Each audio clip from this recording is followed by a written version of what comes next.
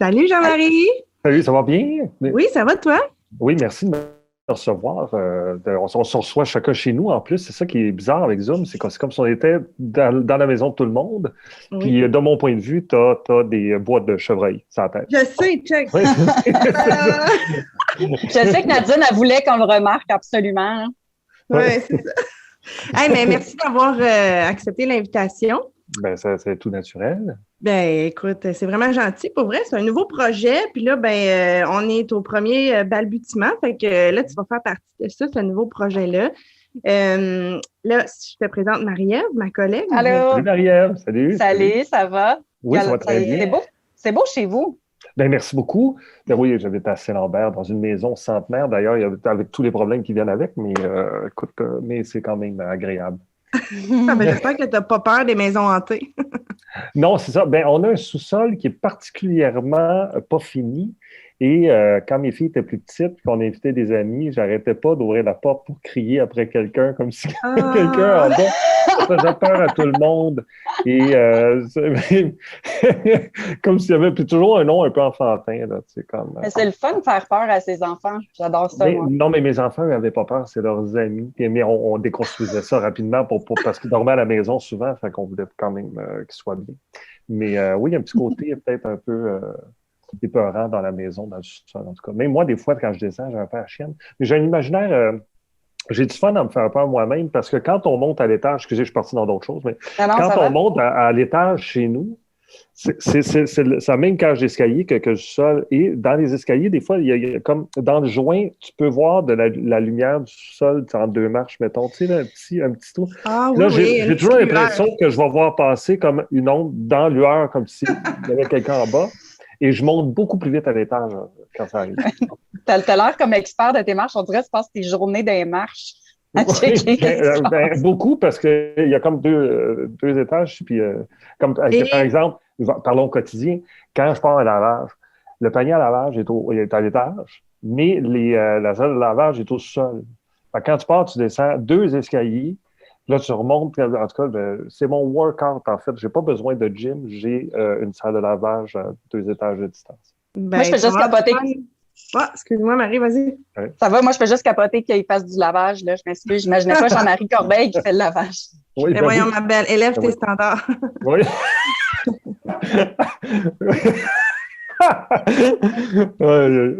OK, fait que là, on t'a invité parce que je wrap ça au sujet. Oui. Le sujet du podcast, en fait, c'est J'ai la chienne, hein? Tu sais, la chienne de ma vie, c'est ça le titre. Fait que là, on t'a invité pour que tu nous racontes la fois où tu as eu la chienne de ta vie. Parce que je trouve qu'on n'en parle pas assez. Et moi, je pensais à ça et je me disais, mon Dieu, j'ai eu peur vraiment beaucoup, plus qu'une fois dans ma vie. Puis je suis certaine que c'est super intéressant, toutes les anecdotes que tout le monde a à raconter là-dessus. Fait que là, on veut savoir ce que Jean-Marie Corbeil a déjà eu comme chienne de vie. OK. J'en ai eu plusieurs. OK. Donc, je vais y aller une après l'autre. Oui, vas-y. C'est comme ça, c'est dans le principe. OK. Donc, une des premières grandes peurs que j'ai eues, j'ai peur de la mort en général. Donc, quand j'ai l'impression que je suis sur le bord, que ça m'arrive, j'ai donc plus peur parce que pour moi, il faut dire que je ne suis pas croyant. Je suis athée. Donc, pour moi, la mort, c'est lent, fade out, puis plus de son, plus de lumière. Eh bien, écoute, hein, c'est le fun. Donc, pour moi, j'ai pas la vision de ça va être le fun parce que, tu sais, il va y avoir ça va être un bel espace bleu avec du outdooring puis tout le monde, je crois.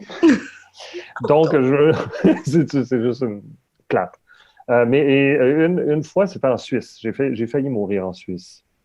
Il y a un festival en Suisse qui s'appelle le Festival de Montreux d'humour. Personne ne veut mourir en Suisse. C'est quoi cette idée-là? Je ne sais pas, mais c'était pas voulu. Donc, c'est ça. Je suis sur un festival. Le patron de ce festival-là s'appelle comment il s'appelle? Grégoire Fureur. Ah, c'est le genre de gars qui va te tuer, ça. Oui, c'est ça. Oui, il y a un nom pour ça. T'as peur et il s'appelle Grégoire Fureur. Grégoire Fureur, mais c'est pas tout à fait de sa faute. C'est pas si tu te rappelles de Mario Grenier, être exceptionnel de Québec. Je capote. OK. Tu te rappelles de Mario Grenier? Ben, qui se rappelle pas de Mario Grenier? Moi. Et de Sylvain Parent-Bédard, j'étais à eux. OK. Là-bas. Bon. Et Sylvain emprunte l'auto de Grégoire Fureur pour aller voir une ville dans les Alpes qui s'appelait Gruyère. Et je viens de le nommer. On dit Mario qui conduisait. Et on embarque dans l'auto. Puis Grégoire, il dit faites attention, parfois les routes sont glissantes. Fait que là, on part, on monte. Puis les routes là-bas, c'est comme des intestins, hein, ça s'en va de même. Pendant que tu montes, OK? Et Mario dit en montant, voyons, ça glisse un peu, tu sais, on dirait que c'est pas stable, tout ça. Puis on arrive à une ville qui s'appelle Flandru. Flandrux. Et là, on roule. Et il y a un petit, vous voyez dans votre sens, il y a une petite pente de même, puis là, ça tourne comme ça, OK? Mais ça tourne. Puis là, tu as une petite clôture, puis un ravin de 3-4 mois à peu près. Oui, j'ai une question. Est-ce que comme il y a une clôture sur le bord de ce route-là? Oui, mais c'est pas une petite affaire en métal. Non, juste pour dire comme moi, il y a une clôture. Juste pour dire. Puis là, il y a une petite pente de même, ça redescend, et Mario veut freiner pour bien négocier sa courbe. Et en freinant, il se rend compte que rien. C'est de la glace noire, et peu importe ce qu'il fait, on se dirige vers le vide. Non. Et puis là, on a l'auto de quelqu'un d'autre. Et ce qui va arriver, on a scrappé le char de Grégoire Fureur parce qu'on a rentré dans la clôture, puis il y avait comme un genre de lampadaire. On est rentré là-dedans, le char a plié en deux. Tu sais, le devant, on ne voyait pas en avant parce que le devant a plié. Et Sylvain Parabédard, qui était assis en arrière, a voulu se jeter en bas de l'auto. Il a ouvert la porte, puis il n'a pas eu le temps. Était-tu du bord du ravin? Non, le ravin est en avant de nous autres, mais lui, il voulait comme se jeter en bas, puis il n'a pas eu le temps. Et moi, le seul réflexe que j'ai eu, parce que j'étais assis à côté de Mario, et c'est là que je me suis rendu compte que je me suis dit, pauvre petite bête, je ne survivrai pas à aucun danger, parce que tout ce que j'ai trouvé à faire, c'est de pogner la cuisse de Mario. J'ai juste fait. Mais fort ou comme un bec de cheval? Non, mais c'est juste comme si j'avais voulu y donner de la force que ça marche. Je ne sais pas. La cuisse! Fait que, on s'en est sorti de l'auto. Là, on est obligé d'appeler Grégoire Fureur pour lui dire écoute, ton char est scrap à je ne sais pas combien de 1000 mètres d'altitude. Là, on a été dans une gare pour redescendre en train. Sylvain a acheté une bouteille de Porto parce qu'on était sur une mer. Je suis descendu dans le train, j'ai dormi parce que j'avais bu trop de Porto. Écoute, en buvant? Descendais en buvant? Oui, dans le train. Puis on est rendu en bas. Grégoire Fureur nous attendait à l'hôtel. Puis moi, je ne conduisais pas, fait que c'est pas grave. Il était en furie, Fureur? Ah oui, non, écoute, mais tu sais, les gros hôtels là-bas, c'est un gros hôtel super beau, tu sais, avec de l'écho puis tout. Puis là, il y a Mario qui s'avance, et Mario est pépiteux. Fait que Grégoire Fureur, qui est un gars qui est assez élégant et qui a pas mal de classe. Puis là, il a crié dans l'hôtel, mais qu'est-ce que vous êtes allé foutre à Flandru? Il a crié après Mario Grenier. Moi, j'ai trouvé ça très drôle parce que moi, je suis une victime là-dedans.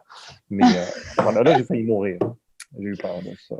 Mais est-ce qu'il était fâché à cause de la voiture? Ou il était fâché. Il a dit, bon, vous n'avez rien, heureusement, mais c'est sûr que...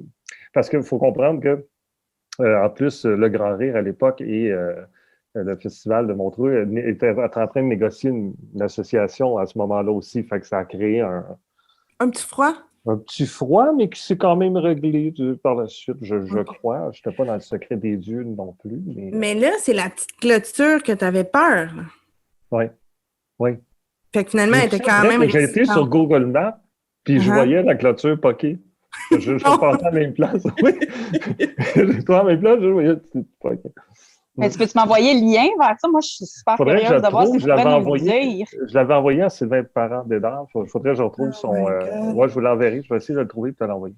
Puis techniquement, comme le grabbing de la cuisse, ça a fonctionné parce que vous n'êtes pas mort, techniquement. Oui, mais ce qui aurait été épouvantable, c'est de vivre ça. Que la dernière chose que je vis en tant qu'humain, c'est de tenter la cuisse de Mario Grenier. Ça, c'est très triste. Et qu'on te trouve comme ça. Oui, qu'on te trouve comme ça et qu'on se dit, c'est peut-être la cause de l'accident. Drette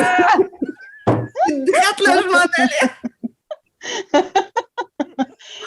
Mario Grenier a eu une émotion. Je suis sûr que j'ai tenté d'agresser Mario. Est-ce que tu avais des enfants quand c'est arrivé? Oui, tout à fait. Oui, j'avais des enfants. Oui, j'ai dit toujours oui. Non,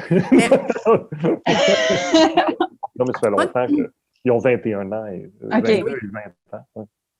Moi, toutes les fois où j'ai eu peur là, de mourir, vraiment, parce que moi aussi, c'est une peur à mourir. Ben, je ne sais pas s'il y a beaucoup de monde qui ont cette peur-là. Je pense que oui, c'est assez généralisé quand même. Mais il y en a qui s'en foutent carrément. Là. Oui, il y en a qui ont l'air plus en paix avec ça. Ben oui, si je meurs, c'est correct. Mais moi, je suis comme non, je veux pas mourir. J'ai peur de la douleur aussi. Puis associée à mourir. Et j'ai tout le temps une pensée dans ma tête. Je suis comme, oh non, OK, là, tu sais, j'ai ma dernière pensée avant que ça fesse. Là, je me dis, hey, t'imagines-tu, j'aurais pensé ça. Tu sais, comme une fois, j'avais eu un accident, puis la dernière fois, j'ai fait, ouais, on calisse. Puis là, bang! Puis là, hey, t'imagines-tu, je serais morte en disant, ouais, on calisse! C'est parfait. C'est parce que ça ne peut pas rester, tu comprends? On ne peut pas mettre ça sur ton épitaphe non plus. C'est un peu bizarre. Parce que, voyons, calisse. Nadine, merci. Tu mettrais quoi, toi, sur ton... Ah, dis Marie. Non, ça va. Tu mettrais quoi sur ton épitaphe, toi? Ah, voilà. Ouais, à moi, ça? Oh mon Dieu, je ne sais pas. Écoute, il faudrait que je pense, parce que c'est quand même important, c'est gravé dans la pierre. Hein. Ben Il faut y penser comme il faut. Mais cette fois-là, c'était quoi ta dernière pensée? T'es comme, shit, ça y est, c'est ici, ou? Ma dernière pensée, pendant qu'on glissait, écoute, je ne me rappelle pas. Je ne suis pas sûr que j'ai pensé quelque chose. Pour vrai, ou c'est trop loin, là, je ne me rappelle pas. V'là une cuisse! Puis le pire, c'est que moi, quand je commande du Saint-Hubert, c'est plus la poitrine. C'est fou. Hein? J'aurais pu y pogner la poitrine aussi, je n'ai pas pensé. Parce qu'avoir eu un choix éclairé, ça aurait été ça. Et ce qui me fascine avec les accidents aussi, c'est surtout la voiture. La voiture me fait peur. Avoir un accident de voiture, j'imagine que ça doit être épouvantable. Parce que j'ai déjà eu la réflexion, et je l'ai chaque fois que ça m'arrive, quand tu marches dans la maison, mettons, puis tu te cognes l'orteil sur une chaise, OK? Des fois, on fait « Asti, ça fait mal. » Ton pied va à quoi? 3 km/h? Quand tu frappes à 100, puis que le pied te cogne sur la transmission de l'autre char, mettons, parce que ça tombe vite, là. Imagines-tu la douleur que ça doit être? Tu sais, Mais j'imagine que quand tu frappes quelque chose d'aussi fort puis aussi rapidement, avec autant de force, tu es bien conscient. Je veux dire, tu dois pas avoir aussi mal. Je sais pas, moi, ça m'est jamais arrivé, là, mais... moi, je suis paramédic. Je peux vous dire qu'est-ce que les gens ont l'air quand ils frappent. Ah, mon Dieu, que ça me tente pas d'entendre ça. Mais non, c'est pas vrai. Non, on garde ça un peu plus léger. Non, mais ils perdent connaissance. C'est sûr que c'est pas connaissance. Parenthèse. Ouais, mais une autre fois. Il doit y avoir plein d'affaires là-dedans que tu as vues. Toi, ça doit être épouvantable. Ouais. Non, c'est épouvantable. Mais là, on est sur toi, mon beau Jean-Marie, aujourd'hui. Oui. Tu disais que tu avais eu d'autres fois d'autres L'autre, chiennes. c'est carrément dans l'eau, en fait. C'était, à Cuba. Parce que tu as peur de l'eau, là. J'ai peur de l'eau. J'aime pas l'eau en général sous toutes ses formes. Mais c'est une phobie, vraiment, ou... Non, c'est pas autant une phobie qu'un... Je trouve ça dangereux, l'eau. Dans le sens, je trouve que boire un verre d'eau, c'est commencer à se noyer. Conduire une pépine, correct. Boire de l'eau, dangereux. T'as-tu un problème de boisson? Qu'est-ce qui se passe? Moi aussi, j'ai dit ça quand je veux juste boire du gin. Non, j'ai jamais aimé ça de toute ma vie, même petit. Je trouve que l'eau a un goût, ça goûte rien, mais il n'y a rien d'attrayant là-dedans. J'aime l'eau minérale à la limite parce qu'il y a des bulles. Quand je bois de l'eau, c'est de l'eau minérale. Mais j'aime pas patiner sur la glace. Passe les dents dans le jus de tomate. J'aime pas nager. Je suis un très mauvais nageur. Ma blonde, Gaëlle, elle nage très bien. D'ailleurs, à Cuba, c'était il y a 2-3 ans. On arrive là, on va dans la mer parce qu'elle aime beaucoup ça. Puis je me rappelle qu'on s'était avancé un peu. Puis à un moment donné, on avait plus pied. Parce que quand tu es dans la mer, des fois, tu t'éloignes un peu du rivage. Puis j'ai eu une peur panique. Là. Il a fallu qu'elle me coach pour revenir. Là. Elle me dit, mets-toi sur le dos, calme-toi. J'aurais pu y rester, ça n'était pas là, je pense. Mais tu avais de l'eau jusqu'où? J'avais de l'eau jusqu'au cou, mais je ne touchais plus à terre, puis ça m'a fait paniquer. Mais tu ne sais pas nager? Je peux nager, oui, mais à partir du moment où je sens que mes pieds ne touchent plus, c'est comme s'il y a 2 fils qui faisaient « top ». Je comprends. C'est ça. Fait que tu ne vas pas faire des croisières, hein, toi? Oui, une croisière, je le ferais. Mais tu sais que si jamais le bateau crash, tu n'as pas d'issue, là. Tu es dans l'eau, là. Oui, je sais, mais tu sais que j'ai plein de petits problèmes comme ça, Nadine et Marie-Ève. Comme par exemple, je suis un peu claustrophobe, ce qui fait que l'avion, je n'ai pas plus de fun non plus, parce que je suis enfermé dans un tube pendant 6 heures. Puis j'aime pas ça. Puis tu n'as aucun contrôle. Tu n'as aucun contrôle sur ce qui se passe. Non, c'est ça. Oui, c'est vrai, parce qu'en théorie, je me dis que si je pilotais l'avion, je serais moins nerveux. Mais les autres, en tant que compte, le seraient beaucoup. mais parce que c'est ça, j'ai plein de petits... j'associe ça à, probablement au fait que j'ai été intimidé ou je sais pas quoi, mais je suis quelqu'un de très, très insécure. Ce qui fait que même en show, là, je vais dire des affaires, c'est pas attends, je vais dire, mais j'ai peur le vent m'incommode. OK, princesse, là. Exemple. Non, mais exemple. Tu sais, quand t'es petit et que tu parles avec le vent d'en face, puis ça fait. Tu sais, quand l'air rentre trop, là, je suis encore comme ça. Ce qui fait que quand je fais un show extérieur ou que je tourne à l'extérieur, j'ai peur qu'il vente. Est-ce que tu demandes d'être dans une bulle, comme? Non, c'est ça, il faudrait que je demande ça, ouais, ça. Mais... Puis ça m'arrive en show de faire des crises de panique sur scène aussi. Tu sais, j'ai plein de petites affaires. Sur scène? Oui, ça m'est arrivé. Pendant que tu parles? Oui.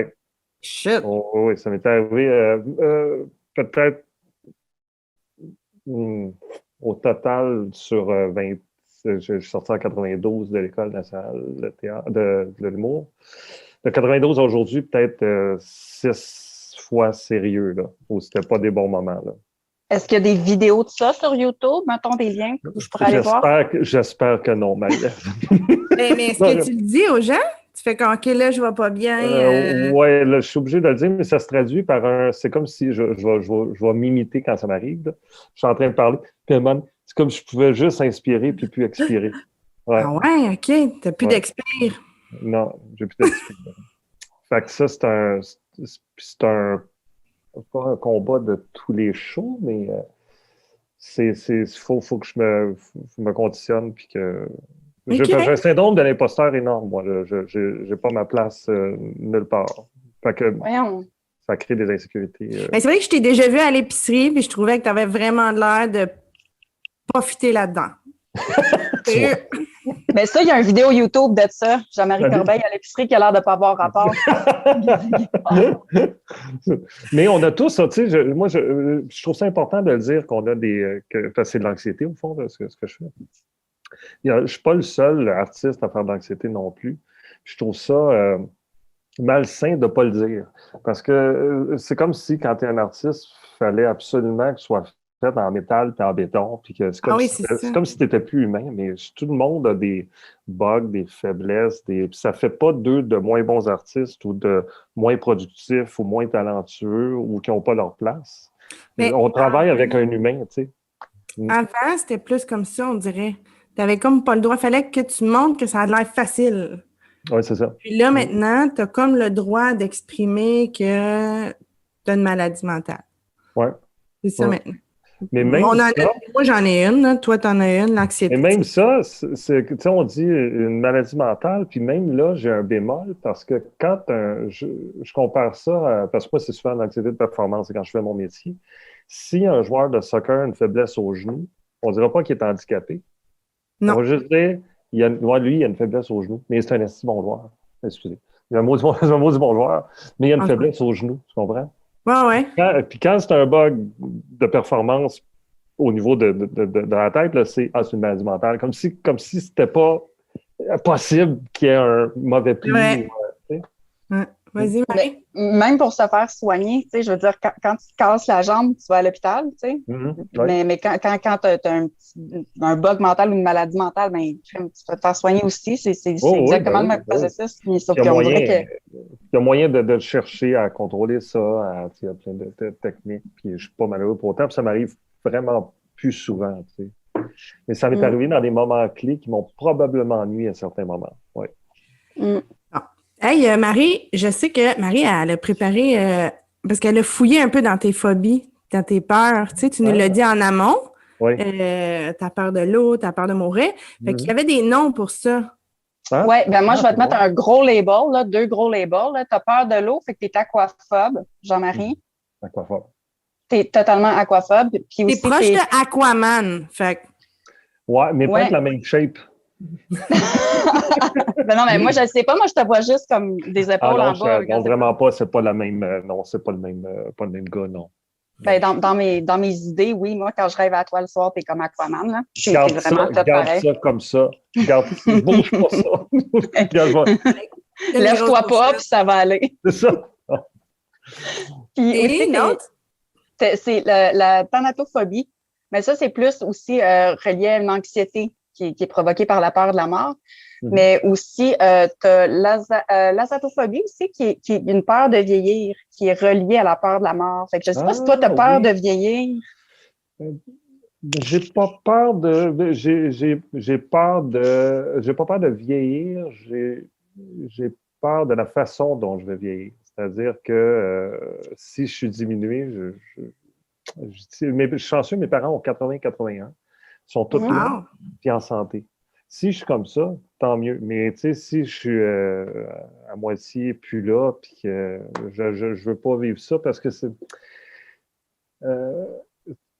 Tu peux plus voyager, tu peux plus faire de choses, tu peux plus.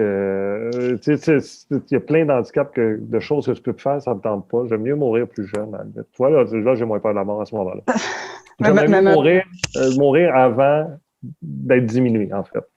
Mourir jeune, une cuisse dans les mains, c'est parfait. C'est ça, tu vois. Ouais. Mais une autre que celle de Mario. Mais mettons, à ta fête, tu sais, comment tu te sens? Tu sais, parce que souvent, on a un switch, tu sais, on est super hâte à notre fête, puis là, à un moment donné, il vient un temps où est-ce que, tu sais, on a peur, tu sais, ça ne tente pas que ce soit notre fête, on veut moins que les gens le sachent. Toi, as-tu eu cette coupure-là?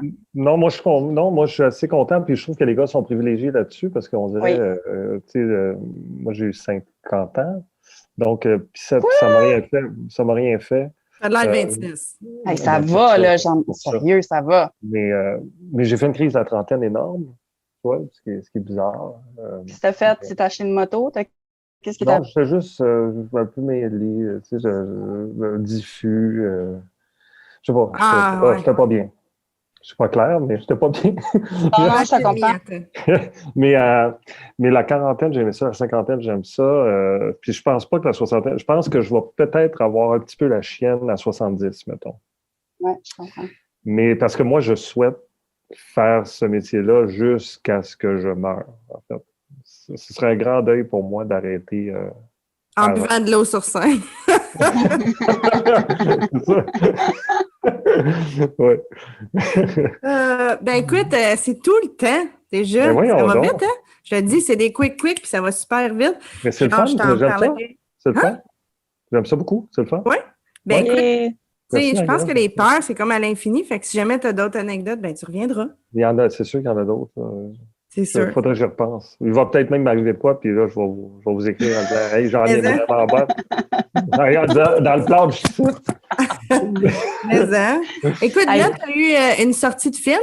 Hier, c'était la première. Je sais, j'ai vu ça sur Internet. J'étais comme, comment ça, je ne suis pas invitée? T'as été invité? Non, j'ai pas reçu ça. En tout cas, on s'en reparlera offline. Pour vrai, mais je pensais que c'était le 23. Mais c'est pas grave. Je vais aller le 23. Ça sort demain officiellement, mais la première, c'était hier. Et, comment c'est allé? Ça va très bien, puis on était d'une fébrilité folle. Mais écoute, là, on est obligé d'ouvrir 2 salles à cause des restrictions. Donc, il y a au total autour de 400 personnes qui sont venues. La salle la plus pleine pouvait contenir 200. C'est dans celle-là que j'étais. Beaucoup de rire. C'était vraiment le fun. On était très, très contents. C'était un miracle. Ça se peut pas, cette affaire-là, que ça se retrouve au cinéma. C'était pas... c'est un miracle.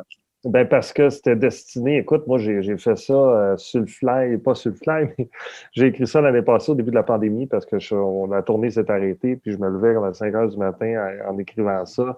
J'en parlais à François et à ma blonde. Les deux, ils ne croyaient pas en disant ceux qu'on fasse avec ça, il faudrait monter une équipe. Je dis, ben oui, on va le faire, on va le financer. Puis en tout cas, j'ai financé ça avec du privé. Je raccourcis l'histoire, là, mais en mettant du placement de produits dans le film, puis en faisant la demande du fameux programme innovant de la SODEC. Et là, finalement, je l'ai écrit en 1 mois, on l'a financé en à peu près 1 mois. Puis ta femme l'a réalisé? On l'a tourné en 10 jours, oui. Ta femme m'a réalisé. En 10 jours? 10 jours, oui. Wow! Ça a été quelque chose parce que comme Gaël connaissait plein de techniciens hyper compétents qui ne travaillaient pas de toute façon à ce moment-là, se sont joints à nous autres. Puis même à la post-prod pour la coloration, le mix sonore, tout ça, c'était encore du monde qui travaillait sur des gros films, mais que là, il était disponible. Puis ça s'appelle? Livré chez vous sans contact, c'est avec Corbeil-Miranda, France Castel, Anne Casabonne, Luc Sonny, Michel Courtemanche et ma fille, Laurane Corbeil. Ah, c'est vrai, c'est réalisé par nul autre. Gaëlle Dinglemar, qui est très bonne, qui a un sens comique de fou. Pour en réalisant, oui. Cool. C'est fou quand excuse-moi, c'est moi qui t'ai coupé la parole. Je veux juste dire que, tu sais, quand t'as vraiment eu peur de mourir, c'est fou comment tu deviens motivé à faire les choses, tu sais. Tu remplis 2 salles avec un film. Presque, oui. Mais vous dire que je suis vraiment pas un workaholic, mais je peux pas rester inactif sans projet. Je tourne en rond. Fait que ça me donne rien. Juste avant de partir, qu'est-ce que tu fais cet automne? Cet automne, là, après avoir écrit ce film-là, j'en ai écrit un autre, qui est un scénario, qui est une histoire continue, qui s'appelle Le Pitch. Ça, tu es en train d'essayer de le financer. Il risque d'avoir peut-être un Livré chez vous 2, qui est là. Puis on est en train de négocier pour en faire une série télé aussi. Parce que vu que c'est un sketch, on pourrait le transférer là. On termine le show de Corbeil-Miranda tranquillement parce qu'on va jouer au cinéma aussi. Hein. Excusez, je prends plus de temps. Je ne sais pas si vous savez. Mais non, vas-y, tu plug tes affaires, puis après, En même temps que le film, tu sais, à partir de la semaine prochaine, là, le film sort demain, mais à partir de vendredi prochain, on joue notre show au cinéma, dans une salle de cinéma, avec le décor et tout, en même temps que le film. C'est-à-dire que le monde peut aller voir le film, changer de salle, puis venir nous voir notre show. Fait qu'on fait 2 représentations le vendredi, 7h et 9h. 2 autres représentations le samedi, 7h et 9h. Au marché central. Après ça, on s'en va au cinéma Tachereau. Après ça, on change de cinéma chaque semaine. Ben là, c'est donc bien cool. C'est vraiment le fun. Fait que ça, ce show-là va se terminer un peu d'ici Noël. Puis on entre en rodage du 2e en avril 22. Mais là, il faut l'écrire, ce show-là aussi. Fait que tout ça, là. Ah ben, et ça fait rire par-dessus. Oui, le magazine. Dans lequel tu es, Nadine. Dans lequel tu es mon patron. Oh non. Est-ce que vous voulez que je m'en aille ou... Non, T'es-tu en train de m'offrir un job? Ça, c'est ton jamais. C'est ton jamais. Non, mais c'est ça. Je te remercie beaucoup de ta présence. Puis on va tout checker ça. Ça fait rire ton film, ton show, le prochain rodage avec Corbeil-Miranda. Puis nous autres, on va se parler offline. Oui. Puis, merci d'être venu. Bye. Merci. Tu reviens quand tu veux. Ben écoute, je vais être là demain. Okay. C'est moins le fun dans ce temps-là, hein, parce qu'on ne s'entend pas. Merci. Ça fait plaisir. Bye. Bye.